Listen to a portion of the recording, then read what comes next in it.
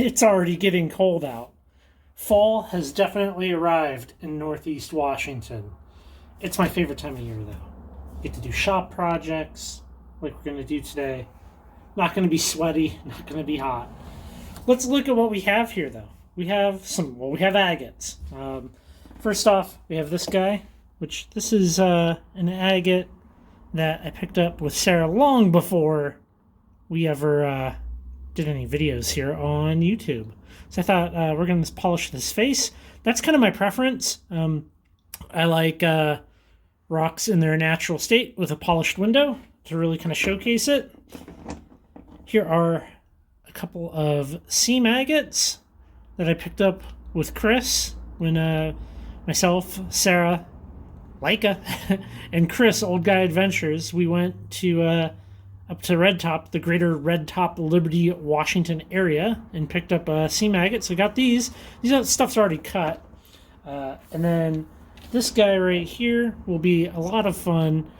This is an agate from Louisiana that my friend Gravel Bar Hopper, he sent this over, and I cut it.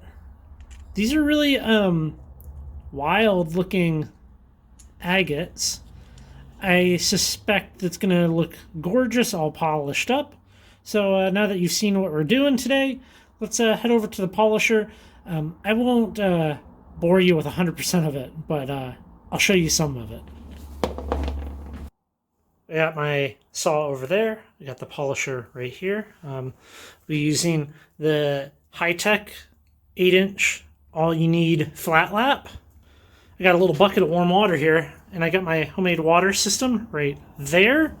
I like having this light positioned like that. You can really see any scratches that you might have. Speaking of high-tech, down below, I do have a discount code for their website, and there's a link down there. If you go and support them, it helps support me, support the channel, all those good things. So if you're into Made in America lapidary equipment, where you can actually call them and get a real person on the phone, if that's important to you, definitely cruise over to their website, check them out. We're going to be starting with 180. I do have an 80 grit disc as well, but for these, you can see we really don't need it. I mean, it's very buttery smooth here, so we'll be flattening that little nub off of that right there, and then we'll be doing 325, 600, 1200, 3000, and then cerium oxide, and we'll be doing 180 on all of them, and then I'll clean them in a little bucket of warm water because, well, warm water is better. I'm not a masochist, so we'll start doing this, get the water flowing. You'll see what this thing looks like and sounds like. In my experience, that's a pretty good amount of water. Since I have my aftermarket water system here, it's convenient. So I should probably plug it in.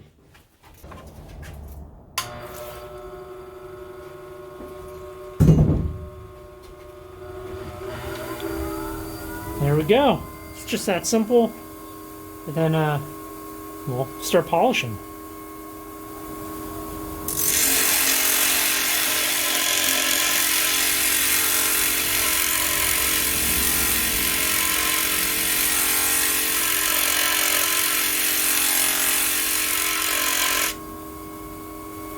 These are going to look gorgeous.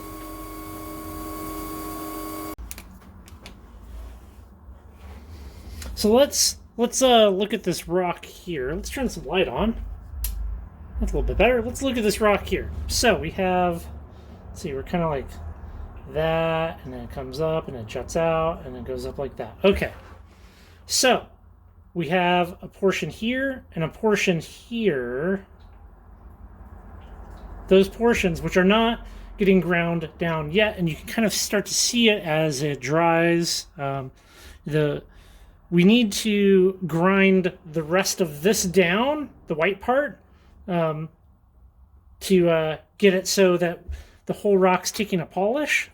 So that is something that you want to factor in with these. That's kind of how you can really set yourself up for success when using a flat lap versus, well, you know, like a wheel where you're touching all the surfaces. You're rocking that rock back and forth on that wheel. You would get that, but we want this to be a perfectly flat piece. So we need to wear this down until we no longer see that delineation right there.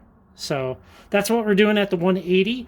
And then that's one of the longer steps. I don't really feel like this needs to go down to the 80 grit.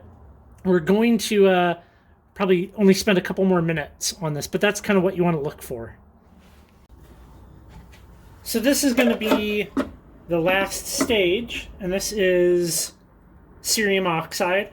It's a cerium oxide impregnated pad. So, well, pretty much I can run this with a little bit of water, not as much as the previous, but this is really going to make these agates have that wet appearance. And I'm going to run it about there for the water.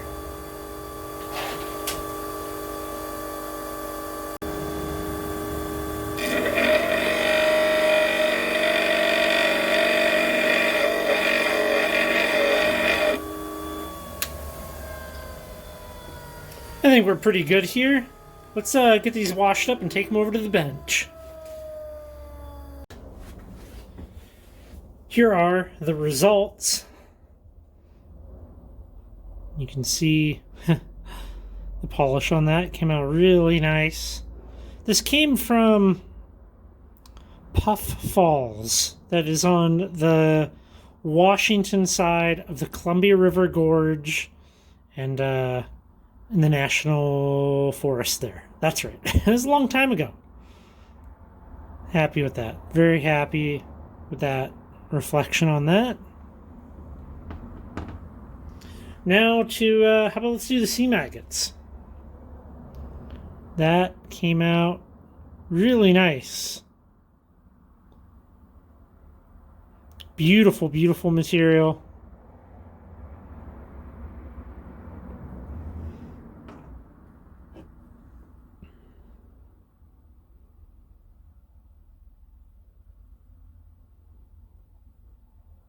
I like this piece a lot.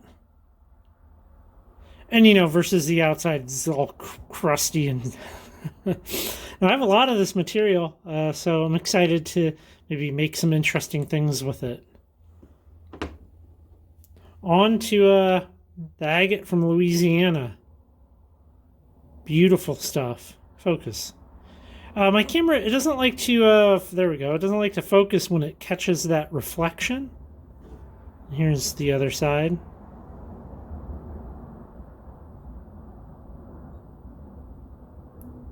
Come on, how about that?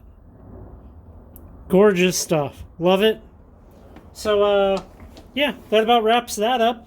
Thanks for stopping by the channel and watching some polishing. And as always, please hit the subscribe button. And, you know, I'm putting up new content all the time. So I'll catch you on the next video, everybody. Hey, take care.